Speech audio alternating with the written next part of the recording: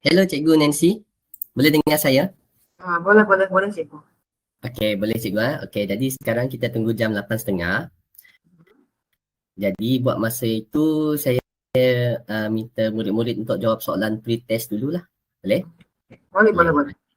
Okey. Kita mula tepat jam 8.30 lah Cikgu. Okey. Okey.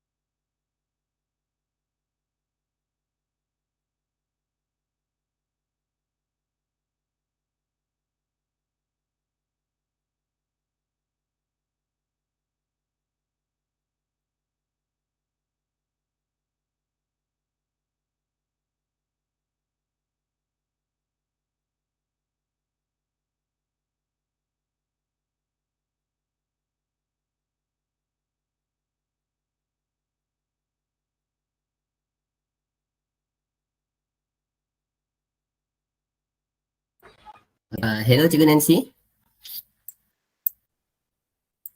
Cikgu boleh paparkan slide cikgu? Dah. Dah? Okay. Yeah.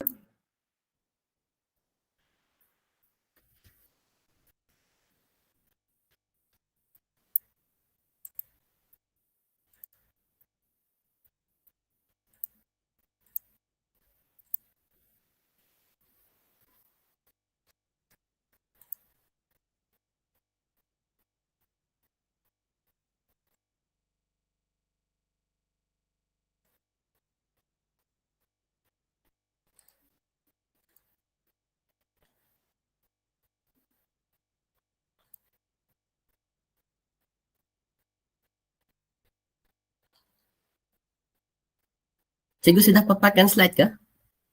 Oh,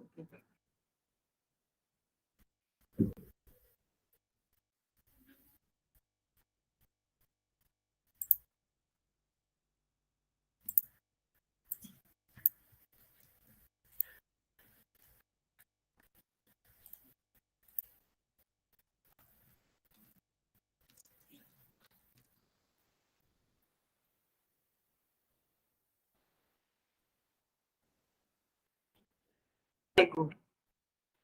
Okey. Baik. Okey.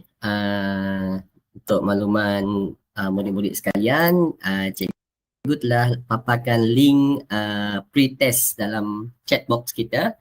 Jadi kita akan memula dalam jam 8.30 lah.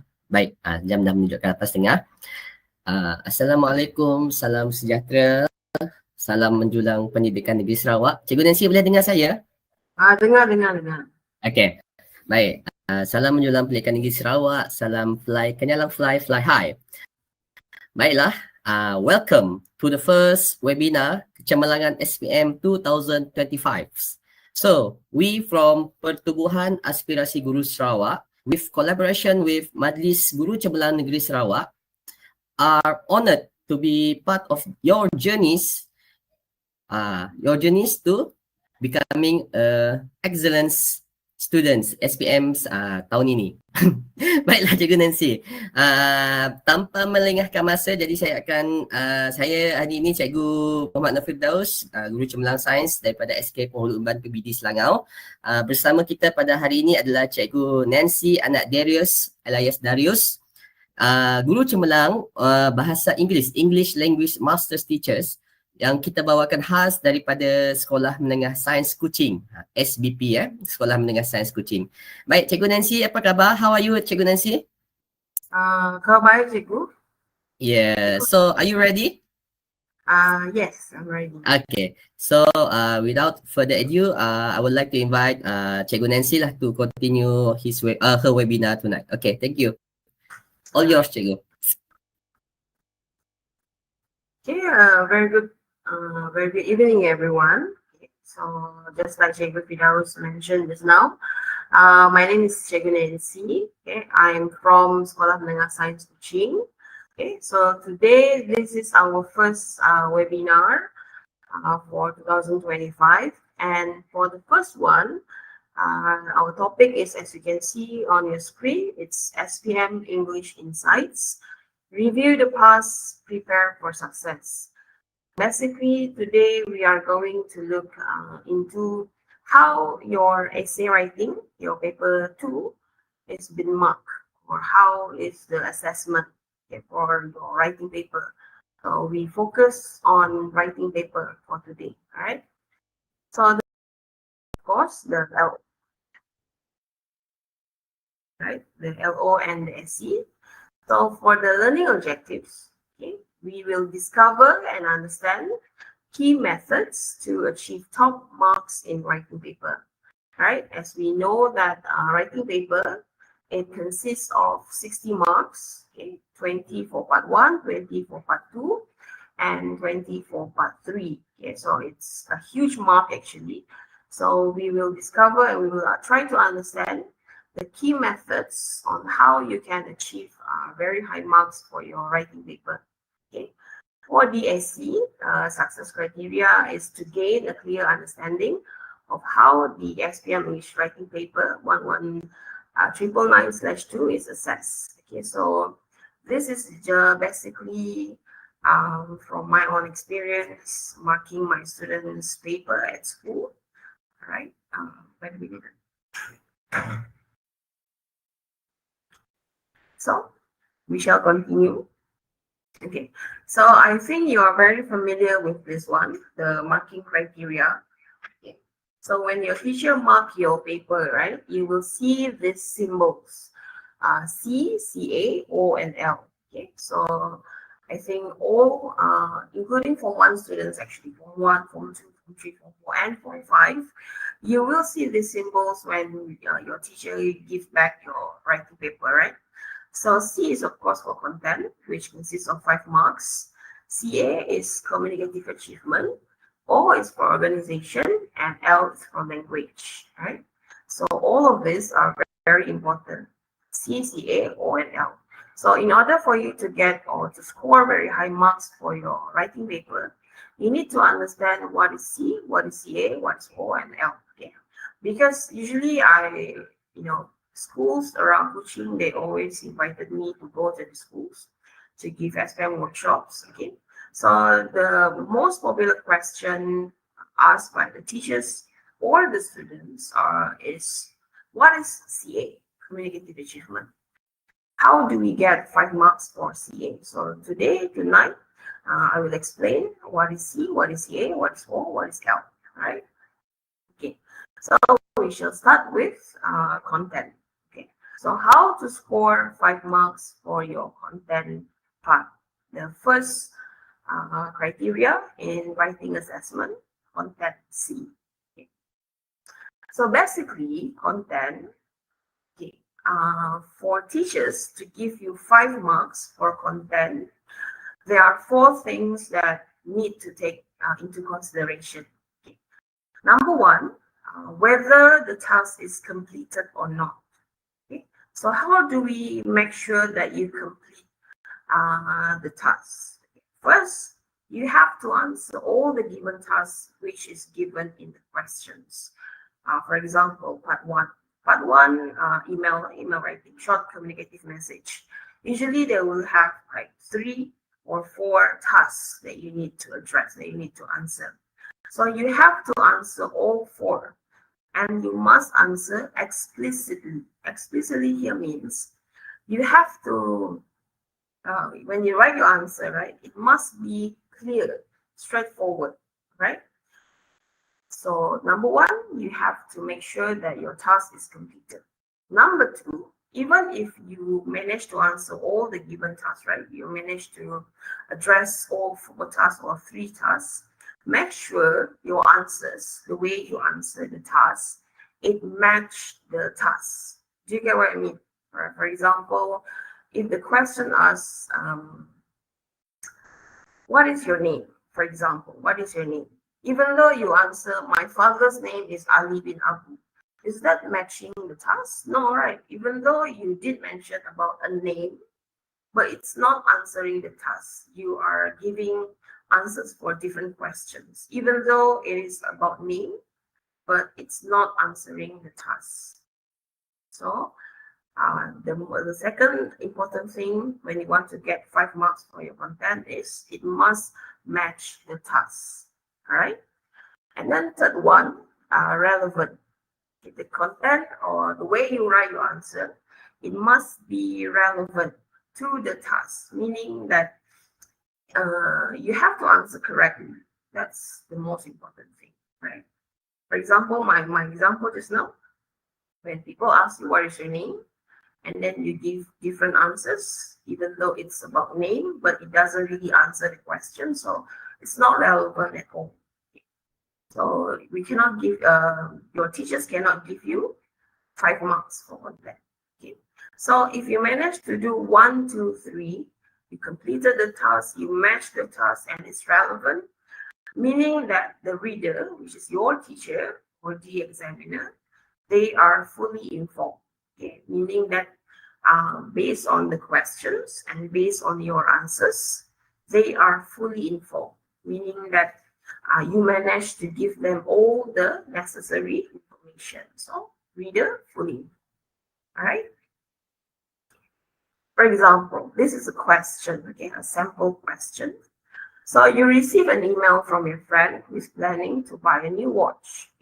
So when you get your question like this, the first thing you should do is you should identify which one is the task. Okay.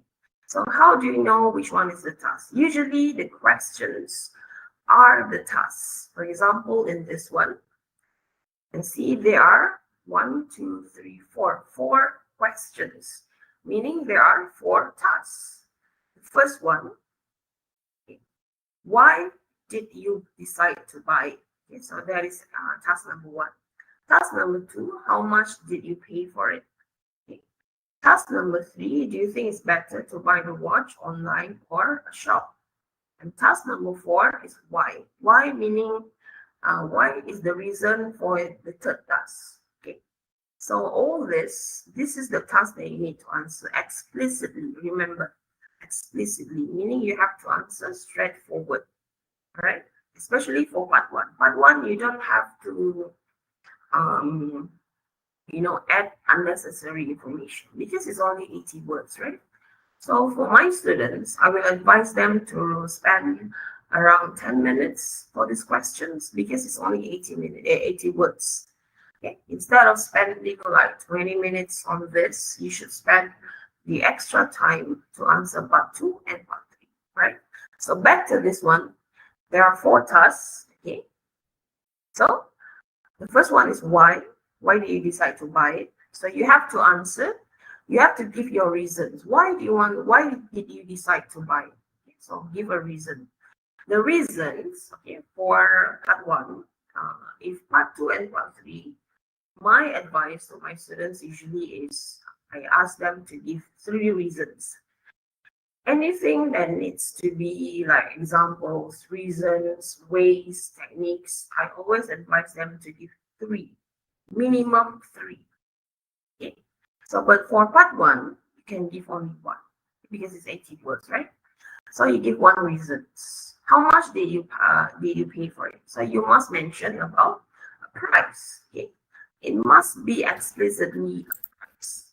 The key word for part 1 is explicit, meaning that you have to be very transparent about your answers. Okay, how much? Then you give a price, now whether it's RM50 ringgit or 1,000. It must be a number. You cannot say, oh, I bought the watch for a very cheap price. What is the price? Okay, because cheap for you may be different, cheap for other people may be different, right? So which one? And then the third task, you have to choose which one.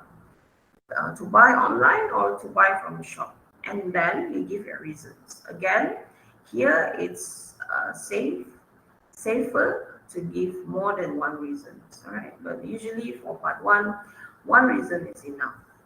Because it's only 80 words. You have to remember, okay, 80 words, meaning you don't have to write that long because it's only 80 words. All right. Okay. For example, this is how you should write it.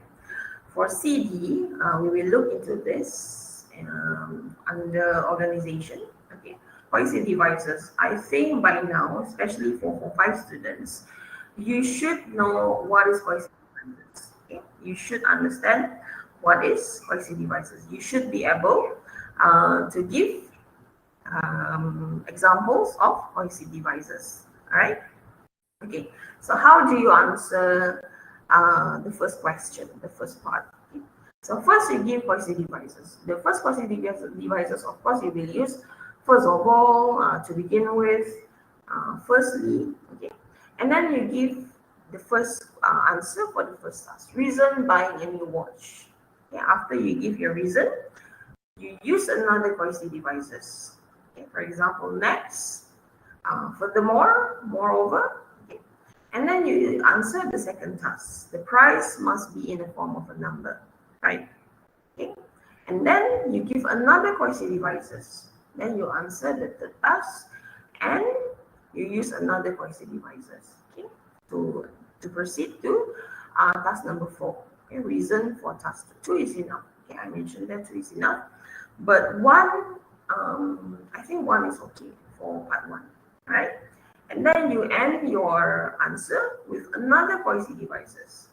Right? For example, the first one maybe you use first of all, Then you use besides that, and then maybe you can use apart from that, or moreover, furthermore, next, and then you can use either any of this. Furthermore, moreover, then, besides that. Okay. And then to end your answer, you can use cohesive devices that shows that is the end of your answer. For example, lastly, um, to conclude, it's not suitable for part one, then you can use lastly or finally, right? So this is how you should answer, okay? Because I cannot emphasize more on the importance of cohesive devices. Cohesive devices is very important for part two and also for speaking paper, okay? Because it shows your ability in using the language. So cohesive devices is very, very, very, very important. So you should be able to use this in your essays, right? So basically, this is how you should answer part one. Okay. For example, this is a sample answer of how you can score very high marks, 20 marks for part one, but it's very short because it's only 80 words. You have to bear in mind it's only 80 words. So you don't have to write 2 paragraphs, 3 paragraphs. 1 paragraph is enough.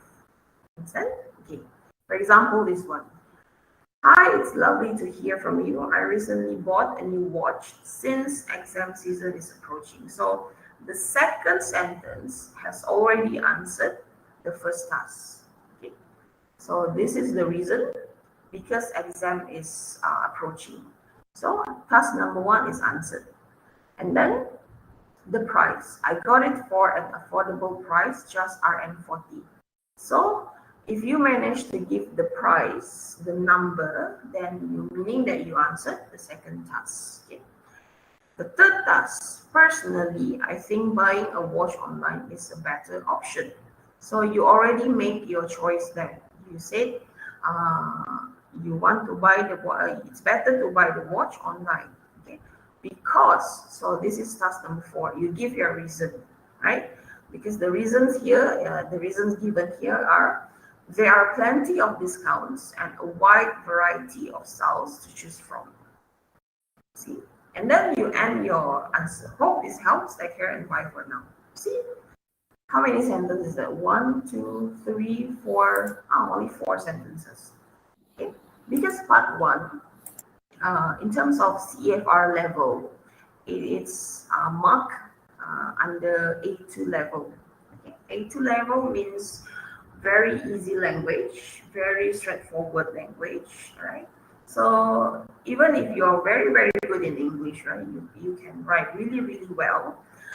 As long as you can write something that's very straightforward, there are very minor errors or maybe no errors whatsoever, you will get 20 marks. So my advice would be for those who are quite weak in English, it's very hard for you to understand English, or it's very hard for you to write very long essays, you should score at least 17 for part 1. Okay? Because it's easy for actually, as long as you answer the given tasks, okay, you will get 5 marks for your content, right? For example, here we can say that the task is completed because answering all 4 tasks, the content is matched and relevant to the questions. Okay, we look at the questions again. See, right, this is the question again. All right, and then if you manage to answer all the given tasks, it's matched to the task, it's relevant, then the reader is fully informed. Okay. All right, another example. See, how many sentences is 1, 2, 3, 4, 5? 5 sentences. Okay. So the first reason or the first task answered is because my old watch was damaged when I went swimming. Okay.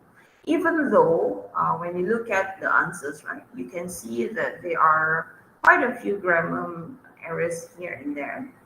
But in terms of the tasks, if you manage to write like this, then you will get 5 marks for your content. Okay? Because the first task, just what the first task just now asks about the reason why you buy a new watch, right? So the reason here given here was his or her own watch damaged when he or she went swimming, right? So task number one is answered. Task number two, the price, okay? And then this particular student, okay, managed to explain how much is the price, 50% discount, the original price was 300, but I only paid RM50 after the discount. So the number is given there. So task number two is answered. Okay. Task number three, which one is better, online or buying from a shop? Managed to answer also, it's better to buy a watch in the store. And then the reason, you can feel the quality and try it on to make sure it fits perfectly. That's all for now. Bye. Okay.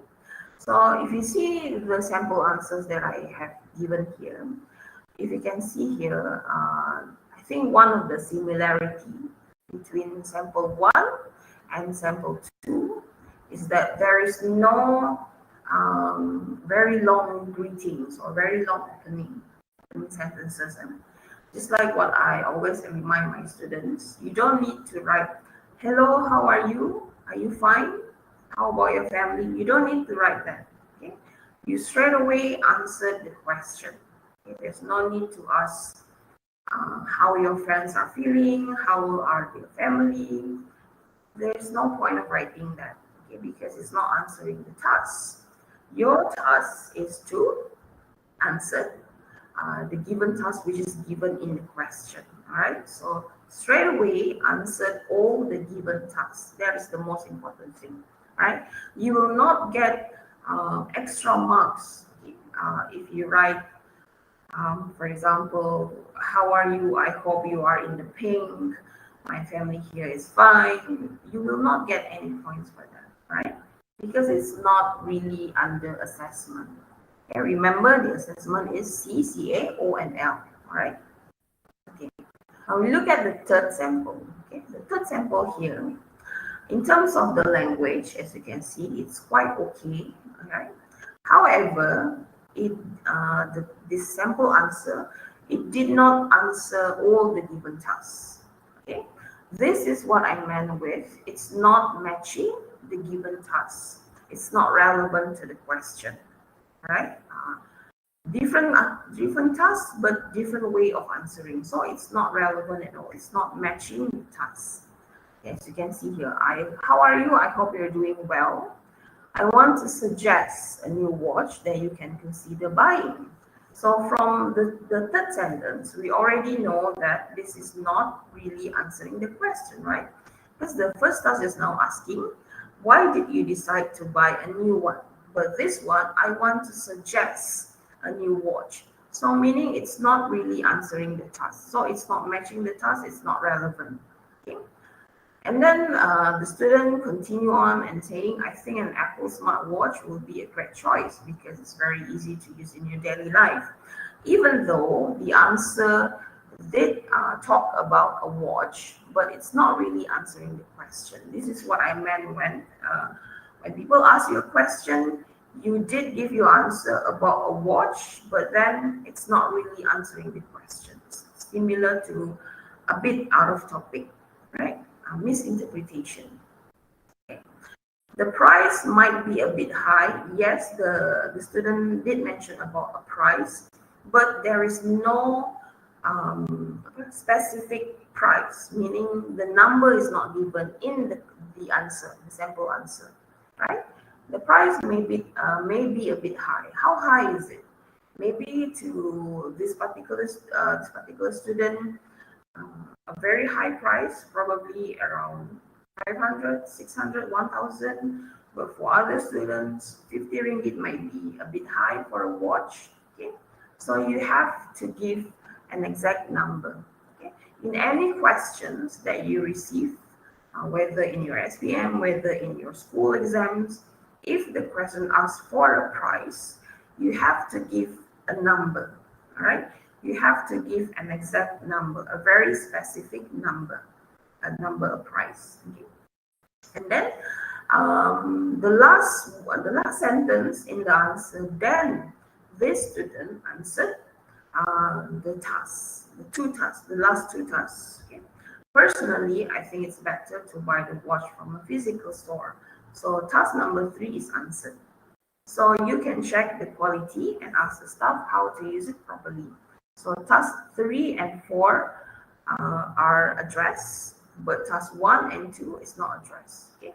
So if you write like this, okay, you only answered. Usually this is how, if I mark my students, usually I will do like this. If there are 4 tasks, if you manage to answer all 4 correctly, relevant, matching the task, you will get 5 marks. If you only answer 3, and then the first task or any of the tasks that you didn't answer, you will get 4 marks. All right. If you only manage to answer 2 tasks out of 4, then the highest mark you will get for your content is 3. Okay? And then for me, this is a waste of marks actually, because content marks is really easy to score. As long as you answer the given task, you will get 5 marks. That's why I always tell my students, this 5 marks for content is actually free mark. Okay, markah percuma. Because you read the questions, right? You identify the task and then you answer the task based on the questions. Okay, and then you have to answer correctly. Then you will get 5 marks. If you write your answer like this, right? Then you will lose 2 marks, which is a waste, right? Because part 1 is where you're supposed to get more marks, if possible 20 marks, for you to secure at least B plus, okay? Because it's very easy to score actually for part 1. I don't know if students they cannot score part 1, right? You have to really practice a lot, because this is the easiest part compared to part 2 and part 3. Part 3 is the hardest one, right? So take advantage of that, okay? Ambil kesempatan. How easy it has been marked, the language, in terms of the language, the difficulty of language. It's not really as strict as part 2 and part 3. So you have to really answer the given questions if you want to get 5 marks. Like this one, if you look at it, it's a very, in terms of the language, it's very nice, right? It's very grammatically correct. Okay? You don't see a lot of errors, but then it's not answering the task. Because my students, some of them, they did this. So I have to be strict. So I will not give them the marks. Because if SPM level, you have to really follow the rules. Okay? Right. Now you look at CA. Okay, CA is something that if you don't really understand what is CA, it's really hard for you to score 5 marks. Okay. But for part 1, CA should not be any problem. For part 2 and part 3, if you don't understand what is CA, communicative achievement, it is very difficult to score 5 marks. All right. So C, O, and L, it's easy for the students to understand because it's very obvious. But CA, you have to really understand what is CA first if you want to score 5 marks for CA. For part 1, CA, 5 marks, no problem. Part 2 and part 3 might be a bit difficult if you don't understand what is CA. All right. So basically, CA is, there are 4 things under CA. We can say the main or the most important, the paramount of CA. Okay. So the first one is the genre, right? Especially for part 3, right? For part 3, as we know, there are 4 formats, right? We have story, we have review, we have report, and we have article. So if you want to score 5 marks for your part 3, okay, the genre, meaning how you write your answer, it must be aligned with the format that you choose. Okay? If you want to write, if you choose an article, right? So it must be an article, because nowadays, if you look back, for example, SPM 2023, one of the questions, which is an article, and my unforgettable photograph, if I'm not mistaken. So it's an article. The question is an article. The candidates are required to write an article. But the question sounds like a story. Unforgettable photograph, right? So this is where the students, I won't say make a mistake, but because the questions are really interesting, right? So you tend to get carried away, and then you tend to forgot that it's supposed to be an article, but you will write because you are very into it, right? You are very focused on giving your answer, writing your answer. Then you start to write like a story, which will affect your CA marks, right? And then the format. The format here, there are four, for example, part three, right? Part three, there are four formats. Just like I mentioned just now, report, article, review, and story. Okay. So the format, the one that with a format, I would say is a report. Okay. The report, a report, there are many formats, right? Depends on how your teachers teach you in class, right? But there are, if me, I have one particular format that I really think will help candidates if they use that format for report. Okay? But as long as you have a format for your essay, especially for part three. For email, part one, okay, the format, of course, you have the greetings, okay, hi, and then the receiver's name, and then your points in the middle, and of course, your closing sentence. That is considered to be the format of part one email. Okay, part two, usually it's an article. I would say informal article, meaning it's not as strict as article in part three, but still you have to have the format, meaning you still have to have the title, all right? So if you manage to have this, the format, you have the correct format, then your CA, if nothing else is, something wrong in your essay, then you will get 5 marks. The register here is the tone of your essay, especially for part three, right? For example, again, a report, okay, because report seems to be very popular. I think the past 2 years, 2023, 2024, report is quite popular. It has been in the SPM for 2 years in a row. Okay, so in terms of your tone, the tone of your essay, it must sound like a report. Okay, because usually, report is another format that when students they choose to write a report, it will sound like a story. It will sound like a narration, right? But then you have to remember, report is very formal. It's a formal it's a formal way of telling something happened in the past. So you cannot write your answer like a story. You cannot say suddenly the boy sleep, or suddenly the hall was on fire. You cannot mention like that because it sounds like a story, right? So the tone, in terms of your tone, the tone of your essay, it must match the questions, right? For example, if it's a review, then it must sound like a review. It must be persuasive, it must be engaging, it must be interesting, right? You cannot write a review like an article because it's two different things. So you have to remember the tone of your essay, right? And then number 4 is the function. The function is whether your answer or your essay really fits the requirement. Okay, the function, whether it's, for example, if a review is supposed to tell something, right? So whether it's the function is there, whether you are reviewing something effectively or not. Okay, for example, a report again, whether you manage to deliver your report successfully, right? Or a story. Okay? If your story is not really sounds like a story, it sounds like a very simple one, then the function is not there, so you cannot get 5 marks. All right.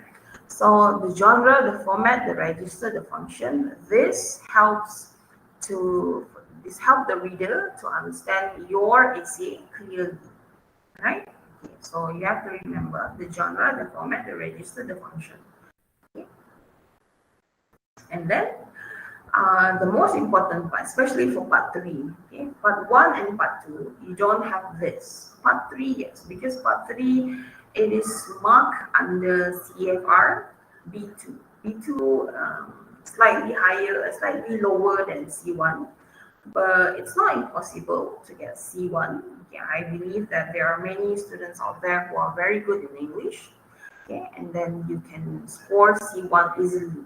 Okay, if you manage to score C1 for your writing paper, meaning it's a very high level in terms of your ability in using English language. All right, back to this one. It must hold the reader's attention, especially for part 3. Okay, what holds the reader's attention means is, first, it must be a good quality essay. A good quality essay here, it will covers so many different things. For example, in terms of your points, right? In terms of your language, because this one will relate to language. Okay. For example, if there are too many errors, like from the first sentence in one particular paragraph, and not the entire essay, just one particular paragraph. Your first sentence, there will be some errors. The second sentence, same thing. Or even worse, when your teacher reads your essay, right, they don't understand in the first reading. Then they have to reread again. They have to read, understand. Sometimes they have to assume. Then that's not a good quality essay, right? If you want to write a good quality essay, first thing you must do is improve your grammar. Okay, then you have to use different vocabulary. Okay, you cannot use the basic one, especially for part 3. Part 3 is where your writing ability will be tested to the maximum. All right. And then number 2, clear and easy to follow. This is, for example, a story. Okay, for part 3, story. Okay. For example, if the story asks you to write about like our Form 4 exam recently, you text the wrong person. So what happened after that, after you text the wrong person, right? So if your story it's not really clear, like there are too many unclear event or unclear situation in your story, then it means that it's not clear, it's not easy to follow. Okay. The worst one is when the teacher has to assume what you want, what is the meaning of your sentence. Like if some of my students, they do have problems in writing. They want to write very long sentences, but sometimes they use direct translation from DM to English. So you have to assume, like, if the teacher have to assume what the students want to write, then it's not clear and easy to follow.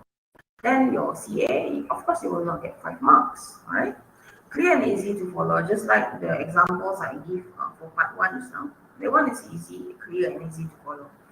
But if it's like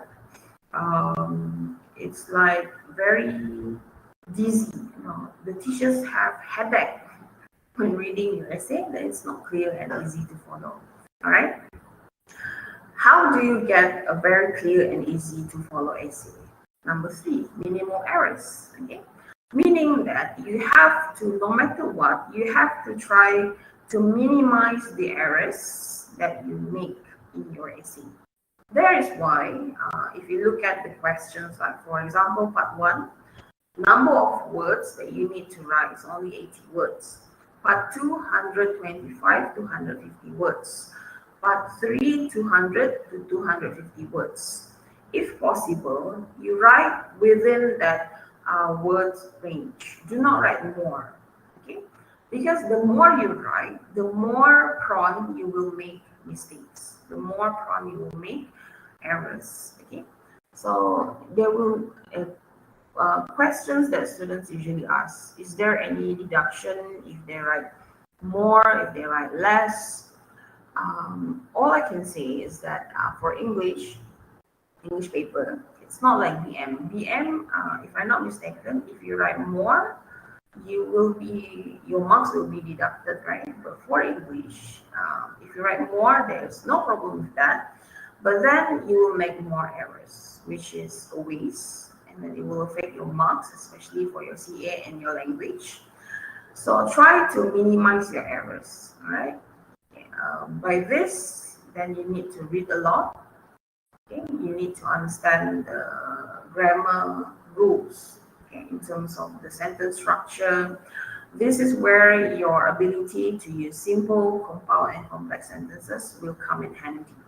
Okay? I will not explain more on these three sentences. I think at school, your teachers have been teaching you this, especially, I think, starting from Form 1 actually. Yeah? Simple, compound, and complex. Okay, so minimal errors. And then number 4, smooth and engaging. This is where your ability, the complexity of your ideas comes in handy. Like, for example, if you give, for example, a story. If your story is very cliche, yeah, it's very cliche, it's very predictable, then it's not engaging. Do you get what I mean? Engaging here means the ability for you to attract the reader's attention. Like the teachers are glued, to read your essay. Like one of my students, she wrote the story, okay, in our recent exam. It was very interesting, okay, because it was unpredictable. As I read her essay, I thought the ending will be like this, but then after I read the entire essay, it's a different way of ending the story. So it means that it's engaging, right? So it holds my attention. So her CA is 5 marks, right? So these 4 things is very important if you want to hold your reader's attention, whether it's your teacher or whether it's your the examiners, the exam examiners, all right? So it's very important, especially for part 3. Okay? For example, this question. Okay? So this is a sample question, a story, all right? As you can see here, your story must begin with the following words. Henry was excited when he heard "Good afternoon, passengers." Okay, in your story, you must explain why Henry's journey was interrupted. Describe what Henry had to do to arrive at his destination on time. So if we look at C, sample content, so you know that you have 3 content points that you need to address. Okay? And this one. This is the first one. Because the instruction here says, your story must begin with the following words. This word particularly must, meaning that by hook or by crook, you must start your essay with this. You cannot write it wrongly. Okay, for example, Henry was excited when he heard "Good afternoon, passenger." Instead of passengers, you write your answer passenger. So it's not answering. That's number 1. Okay, you have to remember for part 3, yeah, especially for a story. Okay? You look at the instruction. Here is a must. So it's a must, not compulsory, right? And then C2, C3. Yeah, but I will not talk about content. I will talk about CA. So this is the story. Okay. So in terms, if you want to get CA 5 marks, this is basically the example of CA5, right? As you can see here. This one, okay, even though this one, it doesn't really answering task 1, but we look at the CA, we don't look at the content. No? All right. So as you can see here, in terms of the ability to hold the reader's attention, the language, the sentence structure, everything is very interesting, right? So this one is definitely a C5, a CA5, right? You can see here, there are many complex sentences. Okay? They are not there is no simple sentences in this particular paragraphs. All right. So this is an example of a CA5. If you look at CA just now, right? Good quality, clear and easy to follow, minimal errors, smooth and engaging. And also this one, the genre, the format, the register, the function, right? So if you look at the sample answer here, it's very smooth. Okay, it's very engaging. Okay, so this is what we assume as a CA5. All right. Okay, so the difference between B1, B2, and C1, right? So if you get C1 for your ACA, okay, it means that the level is the same level as English teachers, okay, like university students, right? B1, B2, C1. Okay. B1 level, there may be many errors. Okay. Reading might feel rough. Okay. It might feel rough because there are too many errors. Okay. For example, let me give you an analogy, right? Like you are maybe riding a motorcycle. Okay. It's a very straight road, but there are many holes on the road. So it's not really smooth. That is what it feels like when reading too many errors in an essay. Okay? It's supposed to be a smooth, uh, smooth journey, but because of all the errors, that you will feel very rough. Okay? Because we need to highlight where is the errors, what is the errors, So it's not really smooth reading. This is what we call as smooth reading. Right? No mention of holding the reader's attention. So because there are too many errors, right? So you cannot hold the reader's attention. Right? It does hold the reader's attention, but for the wrong reason. Right? Okay, for B2 level, it can hold the reader's attention. The reading is smooth, but there are some errors. Okay, for example, like you write 4 paragraphs. Okay, so in every paragraph there will be errors. So it is still smooth, but there are some very obvious errors. So B2. But for me, for 5 students, if you manage to score B2, that is very high achievement, right? So, for example, after you get your SPM certificate, after you finish your SPM, right, after the result is out, you will receive 1 certificate for English, for CFR, for CFR, under CFR. Okay. You will see your result for your writing paper, your reading, your listening, and your speaking. What CFR level that you managed to score for all these 4 papers. Okay. For example, if you get C1 for your writing, meaning probably you get around 55 to 60 marks for your writing. This is based on my students' achievement. Okay, this is not the exact the exact grades for SPM level, but based on my students' achievement, this is how I see it. If you score 55 to 60 during school exams, basically, usually these students, they will get A plus for the English paper. If they usually get around 45 to 55, somewhere between that marks for writing paper, they will score A solid. Okay. If they score below than that, then they will score A minus. All right, but this is just based on my students' achievement. Okay, this is not the exact SPM standard. All right. Now we look at C1 level. Okay, C1 level, this is the highest one for SPM level. Okay, it holds the reader's attention. Very smooth and clear, few or no errors at all. Okay, so this is something that really rare.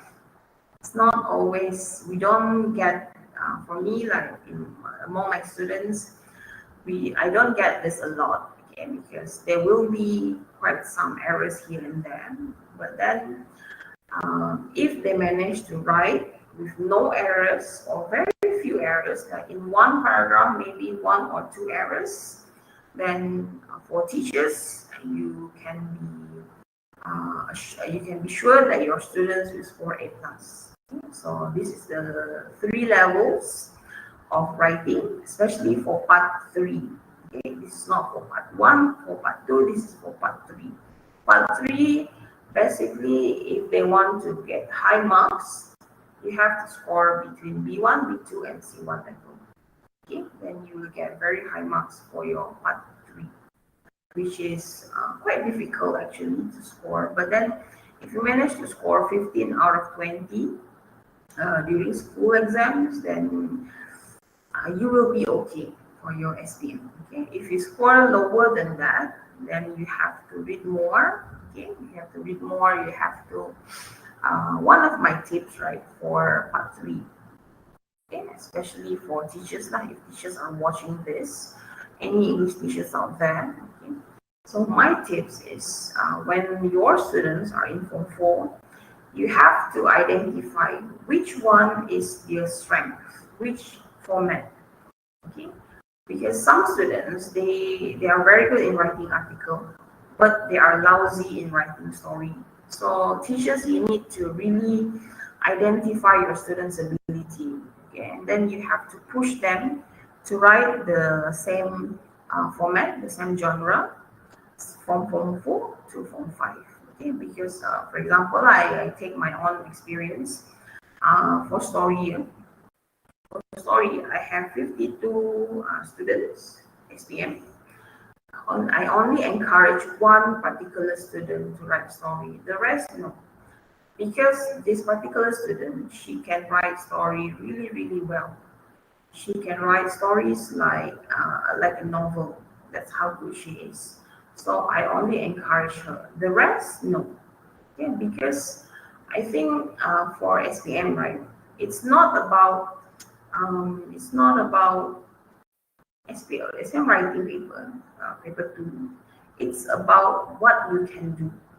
Okay? You will be given marks for what you can do, your ability.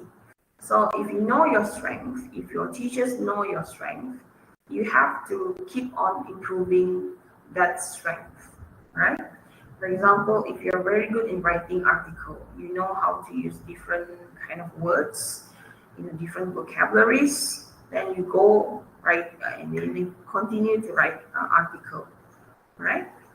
It depends on your strength. And this is not the time for you to experimenting with which one is easy to answer. No, this is more about your strength. Okay? So you have to really understand what is your strength. Then you can score B1, B2, and C1. Right? Okay, now we look at the sample answer. Another sample answer. All right. This one is a review. Okay.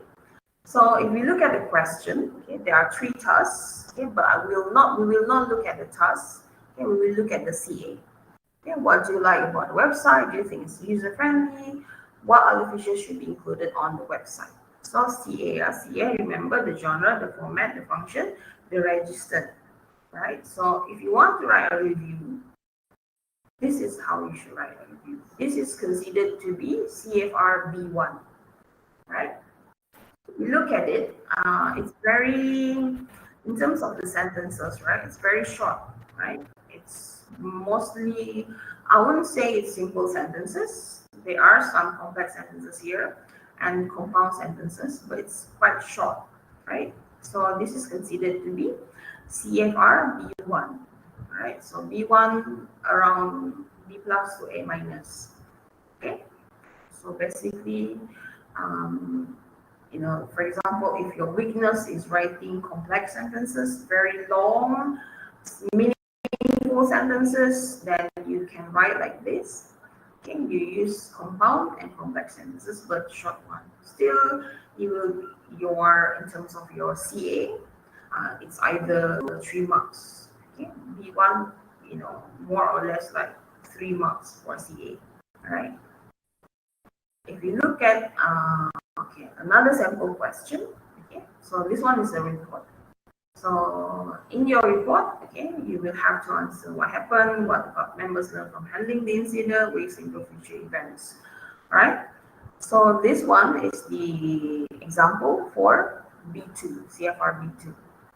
Okay. Here we can say that it's a B2 because in terms of the genre, the format, the function, and the register, it does sound like a report. Okay, and then in terms of the way this particular student wrote the answer, it answered using the format of a report. So this is considered to be a B2, right? Okay. Another question, the story question is now, if you look at the CFR C1, so this is C1. Okay, because it's very, in terms of the idea, it's very complex. It's not very simple idea. Okay, a simple idea would be like, for example, SPM 2023. It's about a black object. Okay, if I can remember the questions. So the question itself is very difficult. So if you manage to make it interesting, and then you plus with your ability to write correct sentences, different vocabulary, and different. I mean, you can use show not tell technique. Then you will get C1 for your part 3, right? So this is basically example of a C1. If you look at the difference, right? B1, it's very short, right? And then B2, it's quite short. It's not that short, it's not that long, but in terms of the language, it's higher than B2 just now. But if you look at C1, C1 is another different level, right? So if you look at this, then this is definitely around A plus, all right? So this is an example of a C1 essay. All right, complexity of ideas. This is under CA, still under CA. The complexity of ideas, this is where your maturity, and this is what I always told my students, especially my Form 4 students. You have to be very matured in writing your essay. Matured in writing your essay means your ideas, your sentences, it all affect the complexity of your ideas. Okay. For example, the first one, either it's concrete or abstract. Concrete or abstract idea means whether it's a very, if for part 1, it can be concrete, right? It can be like straight to the point.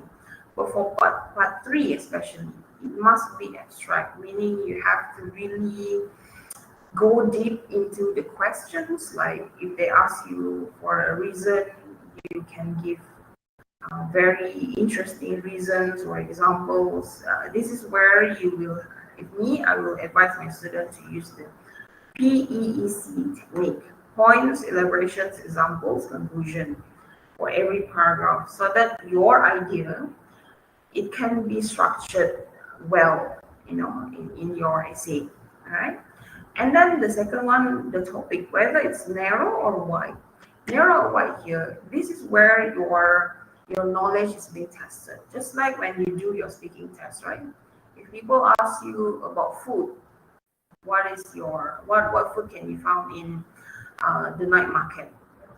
Okay? If you only give very basic food, very, the simple kind of the simple dishes, then the examiners, the teachers, they know that your idea is very narrow. But if you can give like very wide ideas, then it will affect the complexity of your ideas, right? So that is why your teacher always, advise you, always remind you to read a lot, because when you read a lot, you will have many, you will get many knowledge from all the books that you read.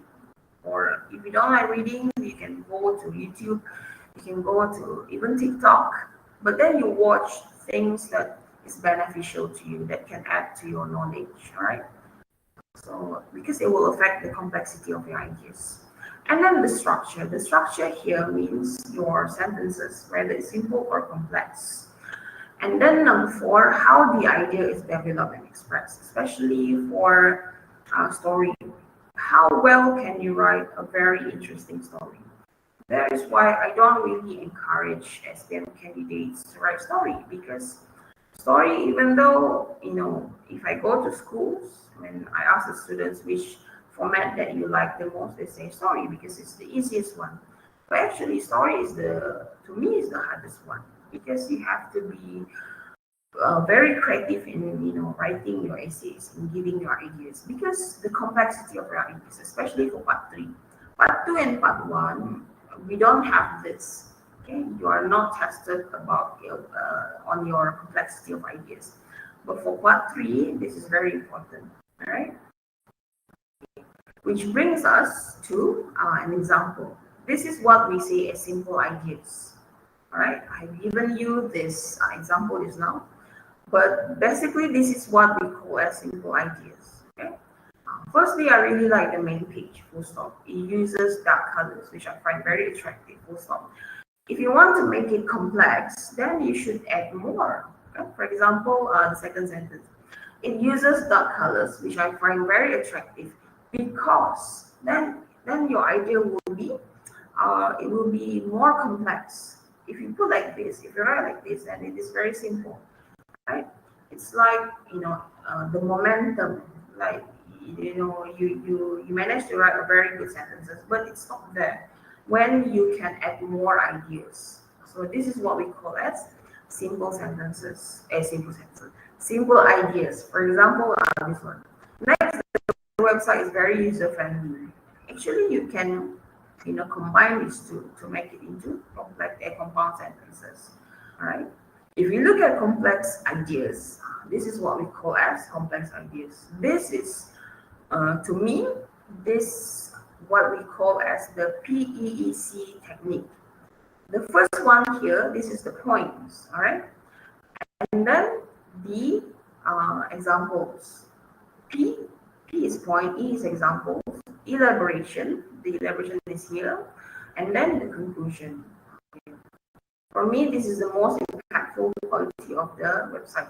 So this is what we call as complex ideas, because it's very structured, and then the students manage to give more information. So when your teachers read this kind of answers, they do not have any questions.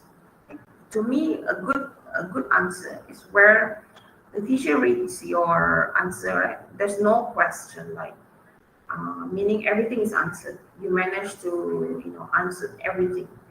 So that is a complex idea. So you can see the difference, right? This is only one paragraph.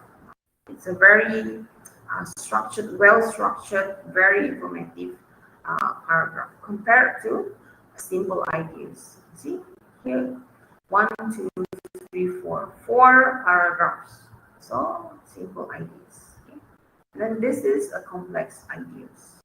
So you can see the difference, right? So now you reflect on yourself. What kind of, how do you write your essay? Do you write like this or like this? Okay? So whether you are simple kind of person, you always write simple ideas, or complex ideas. Okay. So in short, CA is to check if your essay it fits the style and the purpose of the task, the tone, the formality, the type of text. Okay, so basically this is it. So CA is the hardest one to award marks actually, but then it depends. If me, this is how I mark for CA. First, I will look at the format, whether it's answering the task for part 3, only for part 3. And then whether it holds my attention. It holds my attention, for example, story, or even review, like previous exam, it's about sports. So how I see the question is, if the particular students, if they manage to write a review that tells me things that I do not know about sports, they manage to engage me to be interested in sports, then the CA marks will get higher than 3 marks. But if the way they write the review, right, for sports, they mention things that we already know. For example, the equipment to play the sports, like badminton, you need a racket, shuttlecock, and net.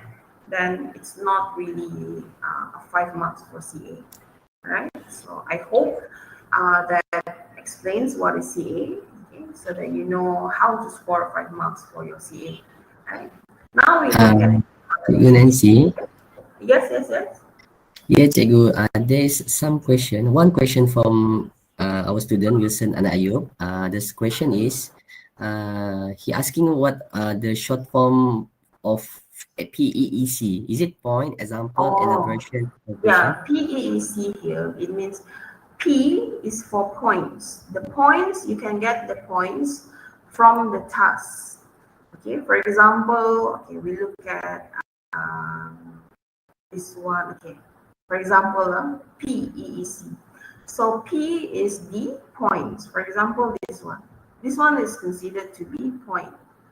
All right, and then I will show you an example. This one. This particular paragraph is written using the PEEC technique. P points. Okay, so this is the point.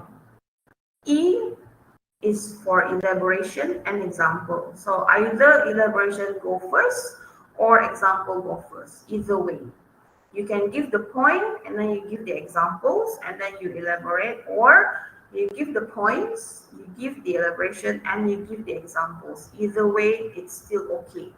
The C is the conclusion to your paragraph. Okay, so PEEC. If you want to write a very interesting, C1 CFR level, then PEEC is the most suitable technique for you to be able to get a very structured answer.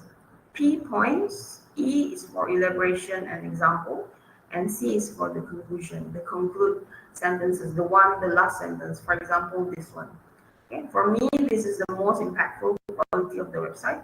So it actually concludes everything in the paragraph. So it's a PEEC. Okay. Actually, there's many techniques to write a paragraph.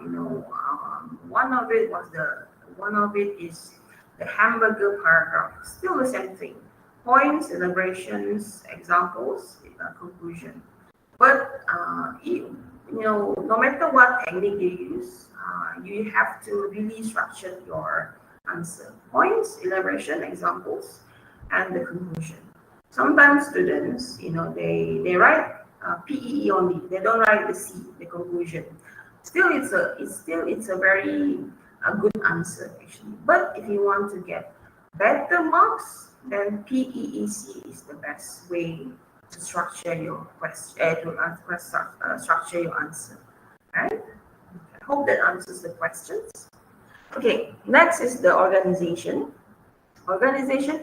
I know the pronunciation is organization, but I couldn't actually pronounce it correctly, so I just say organization. Okay, as long as you understand what I'm talking about, right? Okay, so organization. This is where the writing is where your teachers look at how you structured your answer. Okay, is it clear and easy to follow? It's more or less, not more or less, but it's quite related to CA. But the most important thing about organization is this one. Are your ideas linked smoothly? So how do you link your ideas smoothly? Coherency. Okay, this is what I always tell my students: coherency, coherent. The paragraph must flow from paragraph 1 to the last paragraph smoothly, meaning the coherency is there. Okay, so whether the text is connected, is it generally well organized, clearly and fully organized? And then this is where your cohesive devices comes very important. Okay? What kind of linking words or devices are used, right? So this is where cohesive devices comes in handy. Okay? So how to score 5? Use of a variety of linking devices and cohesive devices. The difference between, I will explain what is the difference between linking devices and cohesive devices. But cohesive devices, if I go to, school for SPM workshops or with my own students, I could not, stress more on the importance of voice devices. It is very, very important. You have to be able to use different voice devices in your AC. So my advice would be you have to memorize 15 voice devices, which you can use in your writing and also your speaking. Okay? Those who have been in my SPM workshop before this, they know that this is my advice when it comes to voice devices. You have to memorize 15. 15, maybe 3 to begin your paragraph or your essay, and then another 8 that you can use in the middle, like for your points, and then another 3 for your conclusion. Okay? And then you cannot use the same voice devices. You cannot use a very simple voice devices. For example, firstly is considered to be linking words. It's not even considered to be voice devices. Actually, voice devices is linking words, but then voice devices, it is more complex.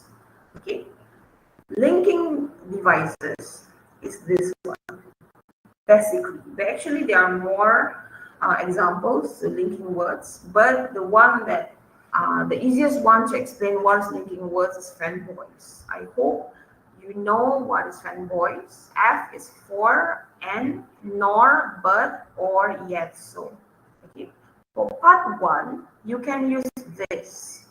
Okay. There is nothing wrong with that. If for part 1, if you use, even if you use like firstly, or you use next, so you will get 5 marks for your organization.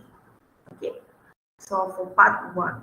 For part 2, part 3, you cannot use this anymore. I mean, you can use it, but you cannot use it dominantly in your essay. You cannot simply use simple linking words for part 2 and 3, especially for part 3. Okay? So you have to use more advanced voice devices for part 3. More advanced voice devices, for example, subsequently, consequently, in my way of thinking, from my perspective, the one that I learned, you know, like a few months ago, very interesting voice devices. For example, in toto. In toto means in general, to summarize. Ergo means this. So, hence, something. All right. So, for part 3, you have to use this. Part 1, it's okay to use this. Even for part 2, you can use in between. But for part 3, I don't really encourage students to write this, okay? Especially so, for example, first paragraph there's a so, and then there's another so in the same paragraph. Cannot. Okay? Many coercive devices, you have to use different coercive devices. You cannot use the same thing twice. Okay? That's why it's very important to memorize 15. Because in your speaking test also, you will be tested on your ability to use coercive devices. So better start now. You should start to memorize 15 and then try to make sure that you know the spelling, especially for furthermore. Furthermore is one word that is easily misspelled. Sometimes students, they miss the R, so it will not be accepted. And also besides that, it's supposed to be besides that. It's not beside that, it's besides that, right? Okay. For example, this one. This one is where we can see 7 coercive devices. Look at here. This is what we call as different coercive devices. It's not only this combination of linking words and also coercive devices. This is how you should write your answer actually. Okay. But don't use coercive devices wrongly. Sometimes students, they just put all the coercive devices that they know, but then it doesn't make any effects. I mean, they use it wrongly, the wrong coercive devices in the wrong way. So it will affect your marks actually. Yeah. So you have to really understand how to use the particular coercive devices. All right. For example, this one. This one is only 4.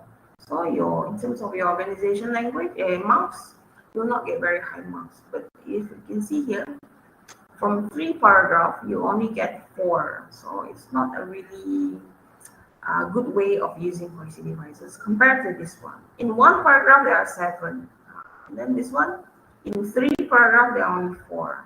Okay, so from here, we know that this particular students compared to the first one, this one probably not very good in writing essays. So you have to really understand what is voice devices. All right. Okay. This one also falls under organization, paragraphing and punctuation. Paragraphing, you have to have introduction, your points, and your conclusion. No matter what, you have to start your essay using the proper introduction, and then you have to end your essay with a conclusion also, okay? Because it will affect your all marks. All right. Punctuation, okay, especially for a story, you have to use the punctuation correctly and clearly. Right. This is to improve the flow and the structure of the writing. Which brings me to the word I. I, me, okay, but this one falls under language. But then, you have to, remember that I is a word. But then some students, they still spell it using small I, which is wrong, all right? It's a very huge mistake if you write I small letter for I, me. All right, language. Language is the last one in the marking criteria. How to score 5 for language? Language is where the students will have difficulties, especially if you don't read a lot. Then your language, especially for part 3, you cannot score very high marks. All right, for part 1, there should not be any problem. For part 3, okay, part 2 in the middle,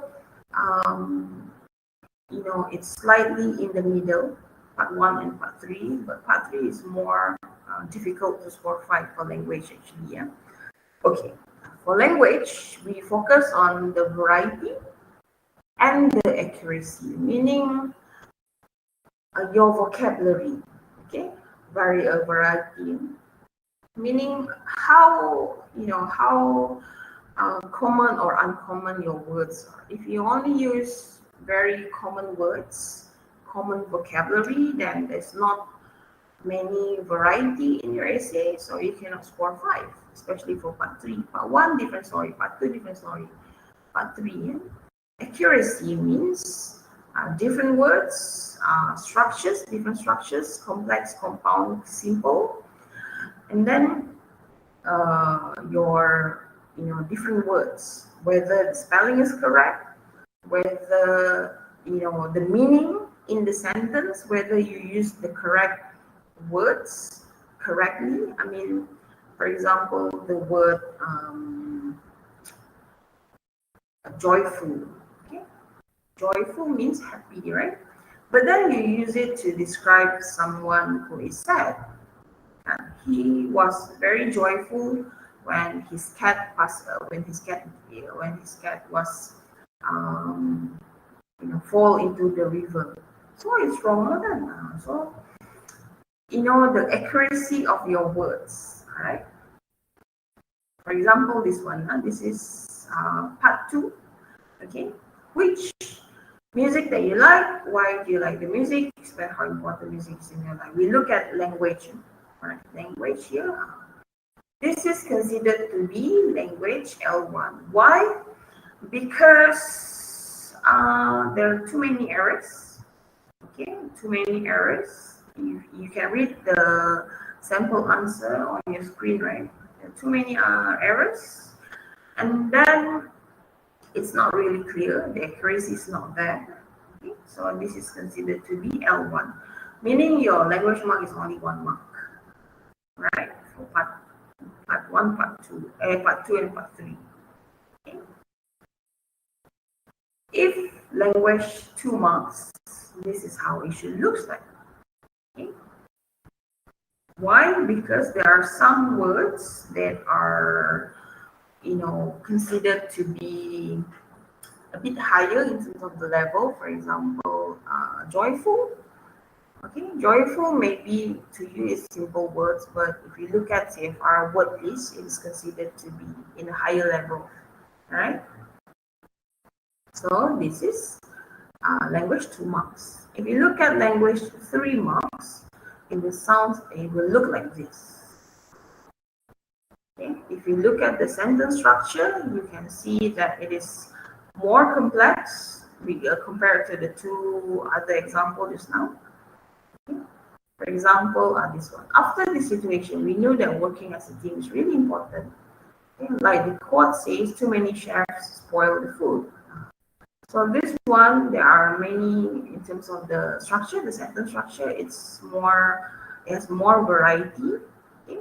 But it lacks one thing, okay, which I will explain later on. L4, something like this. This is where you get the words, the vocabulary. It is more complex than this one. Okay, this one, in terms of the structure, the sentence structure, it is more complex, but the words are pretty common.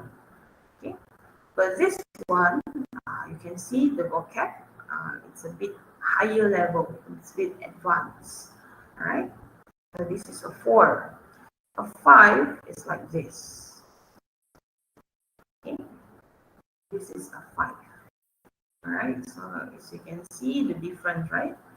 The difference in terms of the structure and in terms of the words used in your essay, right? For example, this one. This is where less common lexis will come in handy. Less common lexis, it means that words that are not used in your daily conversation, but it will make your speaking and writing sound richer and more advanced. Okay? So less common lexis, it falls under language, which is really, really important. I cannot emphasize more on the importance of less common lexis, just like voicing devices. Okay, so when I teach my students writing, I will stress more on this one, less common lexis, because it will make a huge difference in your marks. Right? For example, if you want to be able to write more or less common lexis, you have to sacrifice your time and read the dictionary. There is no other way, right? If not, you can, read magazines, educational magazines for you to learn less common lexis. Or you can just, because nowadays it's all about ChatGPT, Gemini, right? You can just type there less common lexis for certain words. For example, the examples I always give to students are happy. Okay, what other ways that we can use to replace happy? Okay, we have joyful, we have elated, we have what else? Bubbly, right? Or for sad, sad, other words for sad will be sorrowful, would be what else? Somehow I forgot. Or angry. Okay. Besides that, angry, we also can use angry, mad, furious. These are what we call as less common lexis, but the common one. The advanced one, this is where you can find it in dictionary. Okay, there's no other way. Okay, I have one student. He can write article really, really well. When I read his article, it's like reading thesis. Okay, university students' thesis. So I asked him, how did he learn all the words? Because the words that he used in his essays are very advanced. So he told me that he reads the dictionary. There's no other way. Okay, so you can read the dictionary, okay, just to learn some of the words. But the problem with less common lexis is if you misspell the word. All right. For example, you want to write this particular word, but you forgot the spelling, so it will affect your marks also. Okay? So you have to read a lot. If you find any words that is very uncommon, rare words, jot down. the word, the meaning, and how to use it in the sentence, right? It will help you a lot, trust me, because it will also affect the reader's attention when they read your essay, right? Because sometimes, for essays, article especially, for part 1A, part 2, and part 3, it's really easy to, write a very boring kind of essay, monotonous in terms of tone, because of the words that you use. But if you manage to use different words to convey your ideas, more or less from Alexis, then your essay will be more engaging. So it will hold the reader's attention, okay? Especially for article.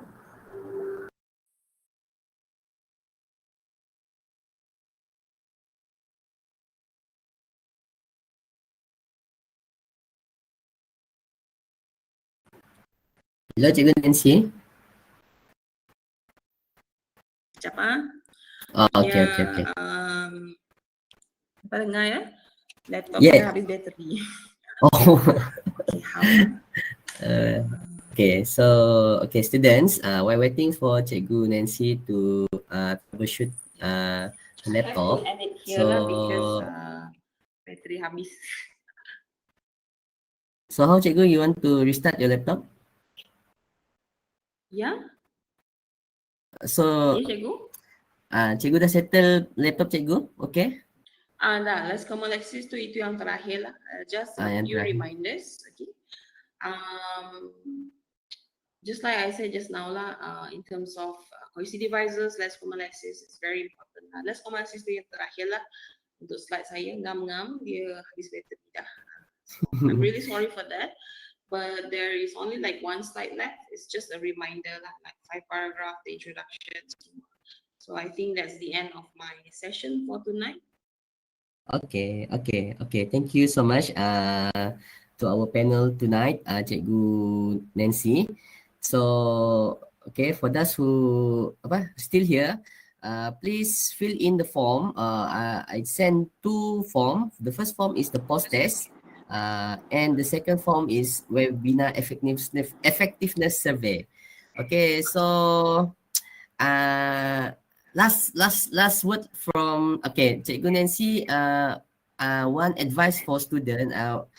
Because this is still early lah. Can we say early June? Is it still early, Cikgu Nancy? Or any tips for this for now? What can our student do to improve their English subject? Yeah, I don't think it's quite early now because I know some of the schools are having their exam currently now, I think this week. And then their trial would be in, I think, August, July or August. So it's not that really macam tempo. Early lah. Yeah. So my advice would be you have to read different topics, okay? And then you have to do a lot of exercises. For teachers, it's very important for you to make sure that you provide enough practice, especially writing for your students, because there's no other way to improve your writing except then doing a lot of exercises. Okay, you have to dua-dua lah kena berkorban, the teachers and the students. The teachers sacrifice their time to mark, and then the students sacrifice their time to write. So both parties will have to do the same level of work.